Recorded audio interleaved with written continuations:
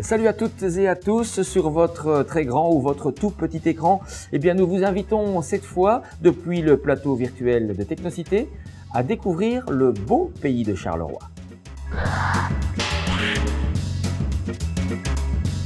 Du haut d'un terri, les pieds dans un chantier situé rive gauche ou au sommet d'un édifice classé, Charleroi vous livre tous ses secrets. Du bois du casier à Marcinelle à la poterie du bois à Bouffiou, Alexandra et Elliott, sac sur le dos, vous font voyager dans le riche passé industriel des Carollo. Il est aujourd'hui le plus important musée de la photographie en Europe. Il est situé à Mont-sur-Marchesne et c'est devenu un centre d'art contemporain de référence. Et puis, nos rubriques habituelles, notre coup de neuf mensuel et notre concours, c'est évidemment en fin d'émission.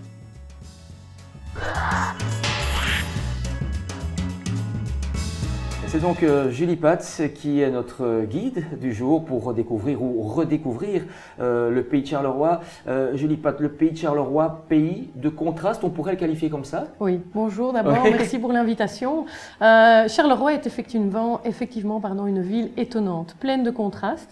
Un riche passé industriel qui est vraiment maintenant de plus en plus exploité au niveau touristique, au niveau culturel, mais également, et ça c'est peut-être l'aspect plus méconnu à Charleroi, une ceinture verte. On est directement dans un pays vert avec une nombreuse faune et flore vraiment intéressante et riche.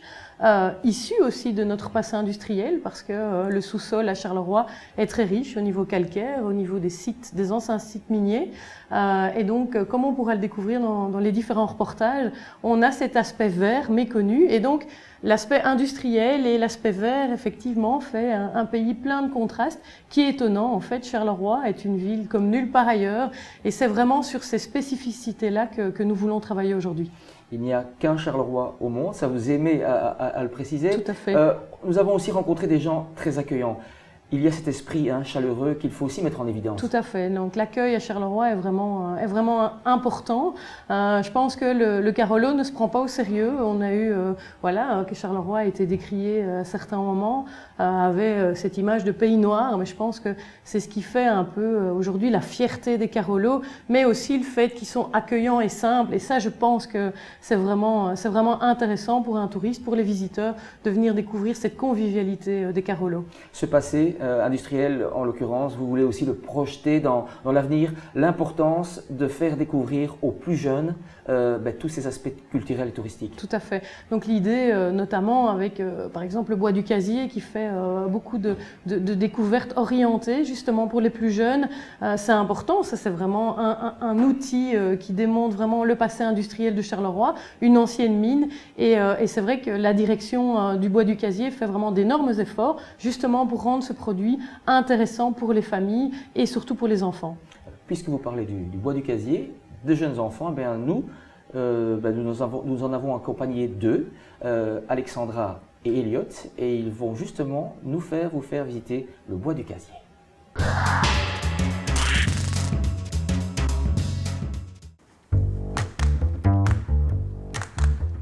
Bienvenue au bois du casier. Alors, pour faire la visite du bois du casier, je vais vous donner des petits livrets, les livrets du petit mineur en fait. Donc, ils vont vous accompagner durant toute la visite. Vous allez devoir compléter en fait. Il va y avoir des questions. Vous allez devoir observer, vous allez devoir lire, regarder, toucher pour pouvoir y répondre. Le 8 août 1956, il y a 262 mineurs qui sont décédés. Et ces 262 mineurs, ils venaient de 12 pays différents.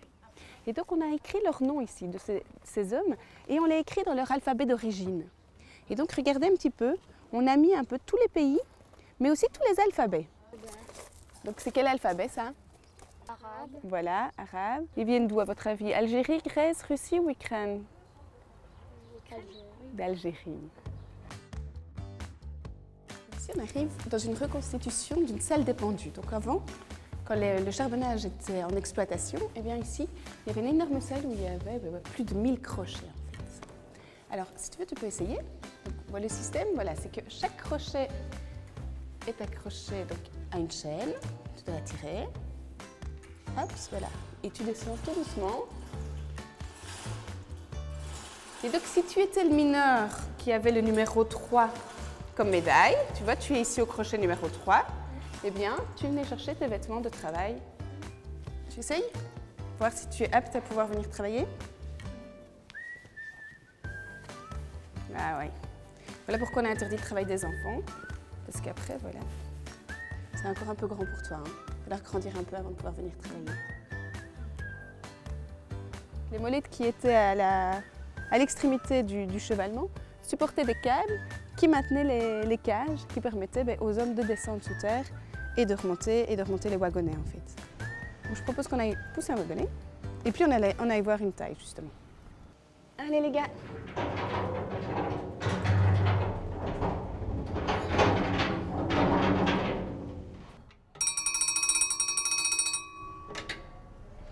Allô?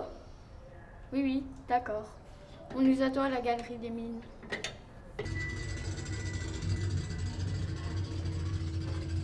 On est passé dans une reconstitution de galerie et donc vous avez vu que voilà, c'est un peu étroit, c'est fort bruyant, mais il faut savoir que sous terre il y avait des galeries qui étaient beaucoup plus grandes, mais aussi des galeries beaucoup plus petites.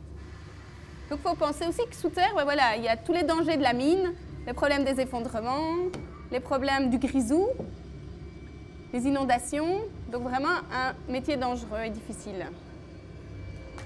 On a fini de remplir le carnet, on a fini la visite du bois du casier, donc je propose qu'on dise au revoir et puis qu'on aille se promener sur les terrils. Ciao, ciao! Au revoir!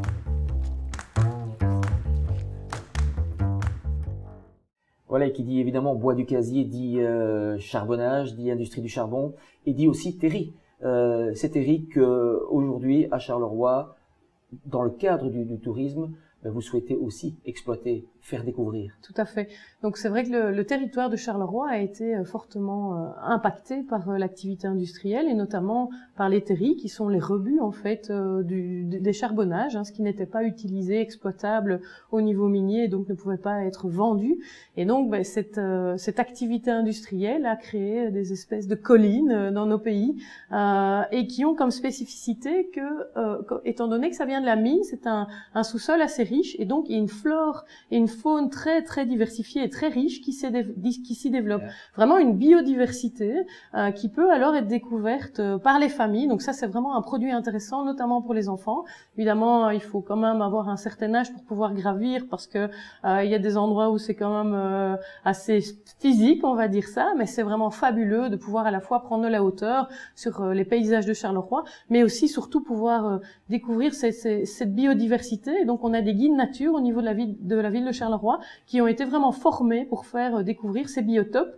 Et donc là, c'est vraiment un produit qui est vraiment très attractif pour les familles. Et j'invite vraiment tout le monde à pouvoir y amener ses enfants parce que ça montre évidemment Charleroi vert, la biodiversité, mais aussi ça permet d'expliquer de manière ludique cette activité industrielle, le passé et la richesse de Charleroi. Alors, on reste dans ce cadre découverte, famille. Petite parenthèse, opération quartier d'été. Ça, vous souhaitez en dire un mot? Tout à fait. Donc en fait, Quartier d'été se déroulera du 17 juillet au 9 août au cœur de ville de Charleroi, dans le parc Astrid.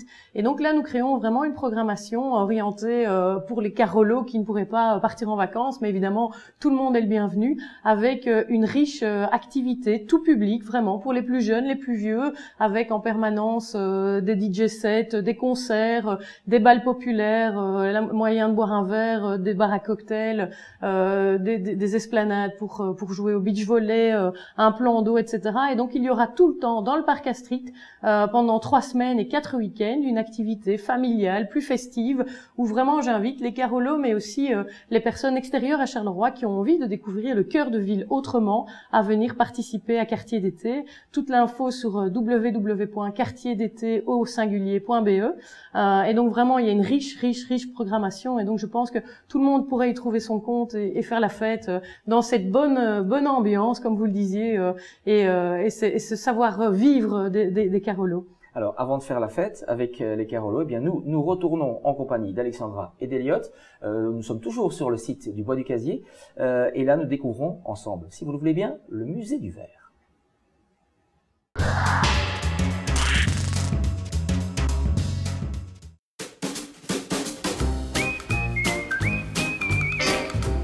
Bonjour, bienvenue au musée du verre les enfants.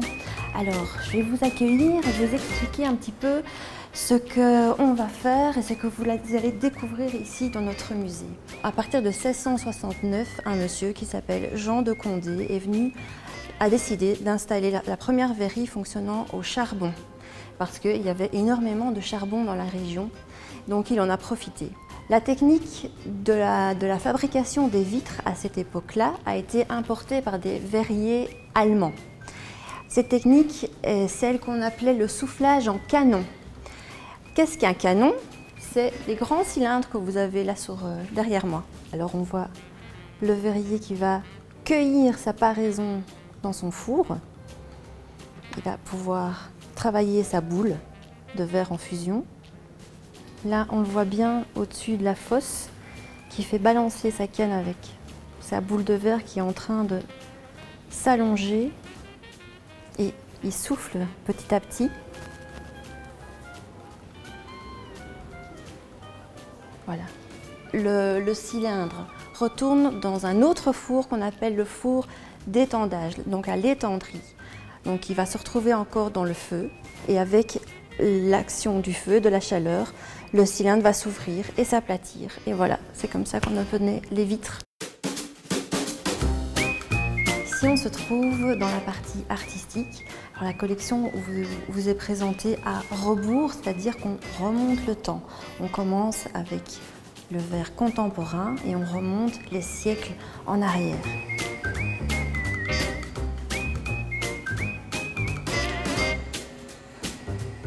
Voilà, ici nous sommes dans les forges du bois du Casier. C'est l'espace qui regroupe les ateliers vivants du site.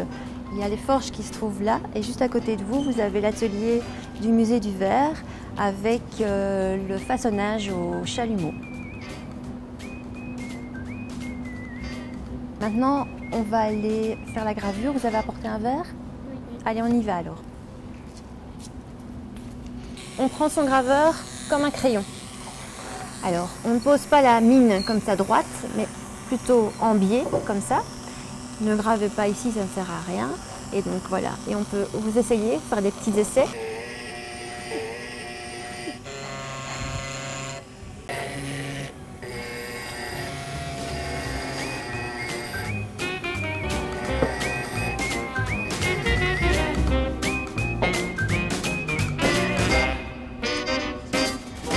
Julie, on a vu qu'on pouvait prendre de la hauteur depuis et sur les terris de Charleroi, mais vous proposez aussi de prendre de la hauteur ailleurs que sur les terris pour découvrir Charleroi vue d'en haut. Oui, tout à fait. Donc ça, c'est vraiment un produit spécifique développé par la Maison du Tourisme qui fonctionne assez bien, qui permet justement de découvrir les paysages contrastés de Charleroi. Donc c'est Charleroi vue d'en haut.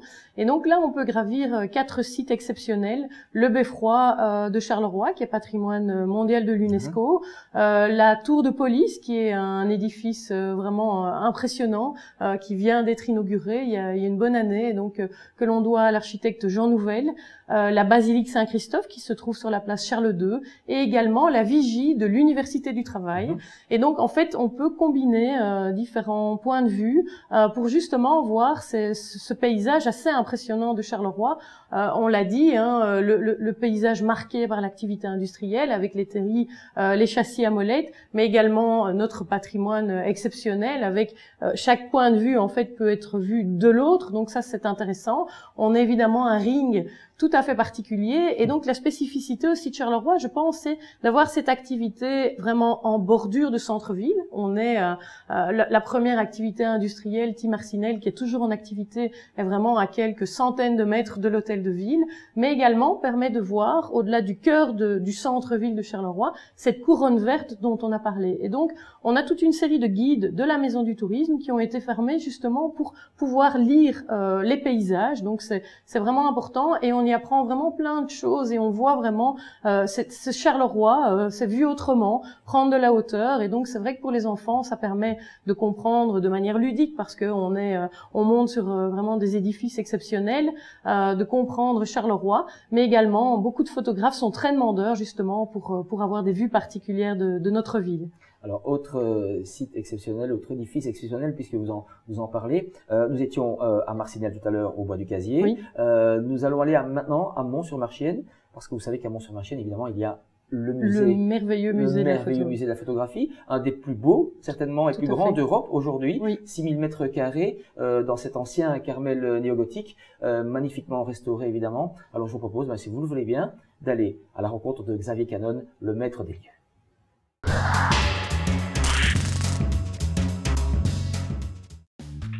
InHand vous invite au musée de la photographie. Avec nous, vous allez visiter les collections du 19e siècle, du 20e, du 21e, les expos temporaires, la cafétéria, la bibliothèque, les ateliers, les... Non, quand même pas. Allez, vous êtes prêts? En route pour le parcours découverte. On commence par l'extérieur avec une petite promenade dans le parc, histoire de se mettre en jambes. C'est un lieu de vie. Je pense qu'un musée, c'est pas simplement un endroit où on subit des choses, où on subit une culture, un savoir, des œuvres qui sont présentées. C'est un endroit où on doit avoir des émotions, on doit réagir. C'est aussi un lieu qui doit être agréable. C'est pas une punition, un musée. Et donc nous avions la possibilité, il y a quelques années, de restaurer ce parc, de le rendre praticable, de le rendre ouvert aux habitants, à la population de Charleroi. Les gens peuvent y venir sans nécessairement s'acquitter du droit d'entrée, dès lors qu'ils ne dérangent pas les autres. Place aux expos maintenant. Cet été, le musée de la photo a donné carte blanche à Stefan van Vletteren, un photographe courtrézien qui s'est baladé avec son appareil pour immortaliser une dernière fois le Pays Noir avant qu'il ne retrouve des couleurs. Oui, il y a des choses qui sont totalement Charleroi, qui sont les images, je dirais, typiques de Charleroi, mais je pense qu'il a réussi à enrober tout cela dans une espèce de réalisme un peu magique. Quand on voit ces paysages comme celui qui est derrière moi, ce paysage de vallée sous la neige, certaines représentations de carnaval, il y a quelque chose qui dépasse ce côté, disons, un peu figé, Charleroi, Pays Noir ou autre. Alors, oui, je pense que ce sont des images qui donnent envie d'être optimiste parce qu'il a également représenté énormément d'enfants, d'adolescents. Et ces enfants, ces adolescents sont plus que les murs, le Charleroi de demain. Le musée de la photo, c'est aussi un voyage dans le temps, avec une collection d'appareils anciens et surtout des ateliers où on peut encore s'initier au mystère de la chambre noire. Au sein de l'atelier, nous proposons à la fois du photogramme, du sténopé, du cyanotype, bientôt du papier salé. Nous explorons vraiment toutes les possibilités des techniques anciennes parce que justement aujourd'hui, on n'a vraiment plus l'occasion de faire ce type de photographie-là. Et puis, comme on dit souvent, avec le numérique, c'est clic-clac, la photo est dans la boîte, mais on ne sait pas tout ce qui se passe après. Et donc ici, c'est intéressant parce qu'on découvre vraiment que la photographie, oui, c'est un geste, un regard, mais ensuite, vous avez toute la pratique photographique et ça ne s'arrête pas simplement au clic. Voilà, c'est tout pour aujourd'hui. Bon d'accord, on y était au pas de charge, mais le mieux c'est encore d'y aller vous-même. Vous verrez, il n'y a pas photo. Julie, on ne peut pas le cacher, surtout aux touristes qui viennent visiter Charleroi. Charleroi est une ville en chantier, une ville en pleine mutation, tournée vers l'avenir, on l'a déjà dit dès le début. Alors vous en profitez pour faire visiter cette ville qui est en pleine construction. Tout à fait. C'est le produit qui fonctionne le mieux, étonnamment, au niveau touristique. En fait, on a voulu justement tirer profit des travaux. Soit on se dit, ben voilà, c'est embêtant en termes de mobilité, il y a des contraintes. Soit on en tire profit. On a commencé avec la tour de police, qui était vraiment un édifice exceptionnel. Et donc aujourd'hui, on propose 2 chantiers, qui est le chantier Rive Gauche, donc du futur centre commercial qui fera plus de 35 000 mètres carrés avec des commerces, hôtels, du logement, un parking vaste sous la place Albert. Et donc ce chantier est vraiment à ciel ouvert. Pour le moment, c'est un trou béant véritablement impressionnant au niveau du boulevard Thiroux. Et également le chantier de la caserne des pompiers qui se situe au niveau de Marcinelle, donc plus ou moins 1 kilomètre du centre-ville, et qui peut aussi être découvert sur vraiment une architecture elliptique. Donc ça va être aussi un bâtiment assez exceptionnel au niveau architectural. Et donc en fait c'est le produit pour lequel nous avons aujourd'hui le plus de listes d'attente. Donc ce Charleroi en mutation, le fait qu'il se passe vraiment quelque chose de positif à Charleroi attire. On a notamment pas mal de personnes venues de Flandre qui veulent découvrir ces transformations au niveau de Charleroi. Et donc ça c'est vraiment intéressant parce que ça marque les esprits de manière très concrète. Alors nous avons évoqué le riche passé industriel, on a parlé forcément du charbon, on a parlé du verre également.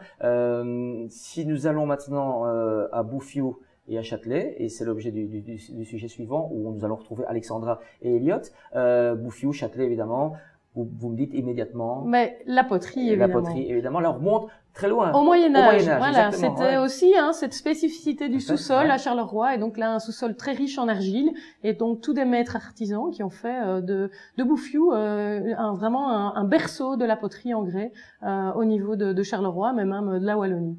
Et il en reste très peu de poterie aujourd'hui à Bouffiou, malheureusement, on peut le dire, mais On essaie de survivre voilà. là-bas. Et surtout de transmettre justement ce savoir avec là aussi des activités orientées famille, avec des choses très ludiques où on peut même toucher la terre. Et donc ça, je pense que pour les familles, c'est très intéressant. Et c'est aussi les valeurs historiques. Je pense que c'est vraiment bien de pouvoir montrer ces choses à nos enfants. Mais justement, Alexandra et Elliot ont touché la terre, ont mis les mains dans la terre glaise. Et on va voir ce qu'ils nous ont concocté.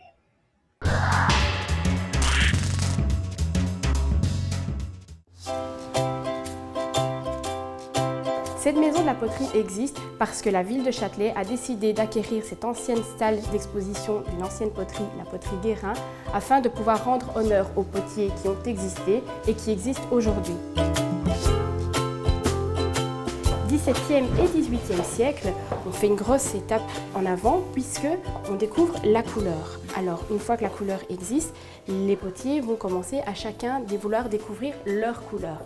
Malheureusement, arrivent d'autres matières qui vont faire que quelques poteries vont déjà devoir trouver une autre activité. Et là, les potiers ont une idée et se disent pourquoi ne ferions-nous pas des tuyaux en grès? C'est avec les tuyaux en grès que Châtelet a vraiment connu sa grande époque. Voilà, toujours le même geste.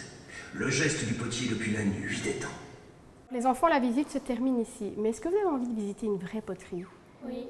Eh bien, moi, j'en connais une qui se trouve ici à 50 mètres. C'est la poterie Dubois.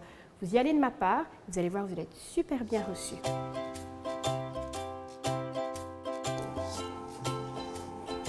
Bonjour les enfants, bienvenue chez nous. Voilà, mais ici on est en train de tourner des chopes, hein, avec les masses de terre qui ont été préparées à l'avance, avec un poids toujours identique bien sûr, pour respecter la hauteur, et le petit guide qui est là va nous permettre d'amener la terre à la bonne dimension qui fait aussi le diamètre de la pièce. Hein, alors la masse est d'abord centrée, et puis après on va monter, hein, vous allez pouvoir... voilà.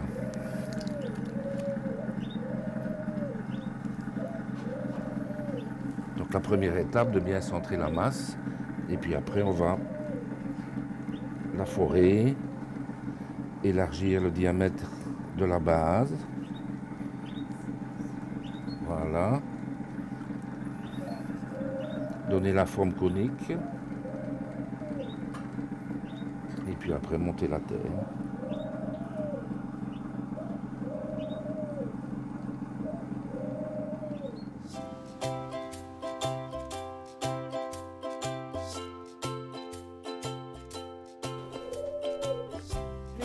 Vous expliquer un petit peu ce qu'on fait généralement ici.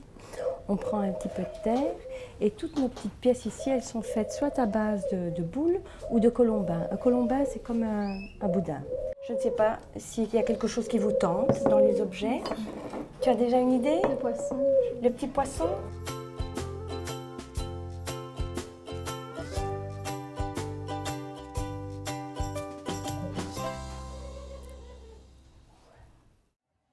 Vous le savez, désormais la province de Hainaut pour 2015 a sorti le grand jeu. Elle a ainsi mis en scène 9 lieux pour faire vivre 9 projets de qualité. Et celui-ci, eh bien, il est très estival, c'est Sun City et son joyeux labyrinthe de tournesol qui ont grandi sous l'œil des experts des espaces verts.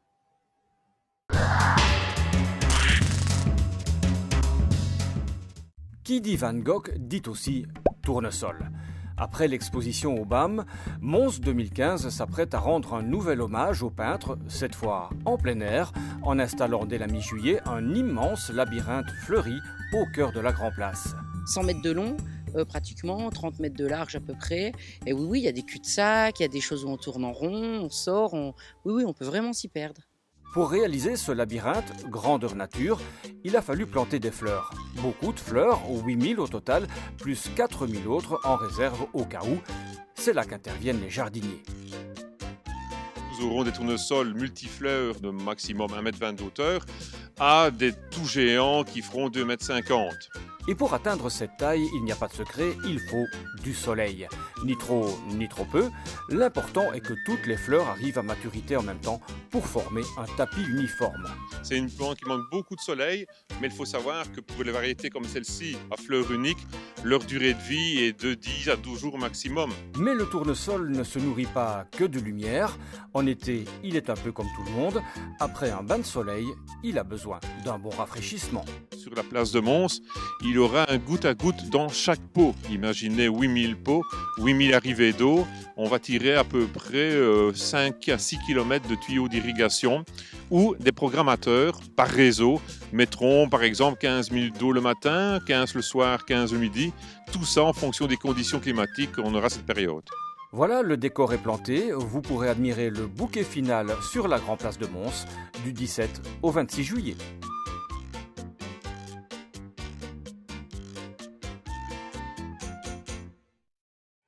Avant de vous quitter, il nous reste juste à vous solliciter pour notre concours mensuel. Restez donc avec nous. Et la question, la voici. Jean Nouvel, célèbre architecte, en est l'auteur. C'est aujourd'hui l'édifice qui domine le pays de Charleroi. De quel bâtiment s'agit-il? Jean Nouvel, célèbre architecte, en est l'auteur. C'est aujourd'hui l'édifice qui domine le pays de Charleroi. De quel bâtiment s'agit-il? Cette question, ainsi que toutes les modalités du concours, vous pouvez les retrouver sur nos pages Facebook et InHaute, ainsi que sur le site www.enotourisme.be. C'est là aussi, évidemment, que vous pouvez déposer votre réponse. Bonne chance à tous et à très vite sur votre télévision locale ou sur les différents réseaux sociaux. Salut et merci déjà pour votre participation. À très bientôt.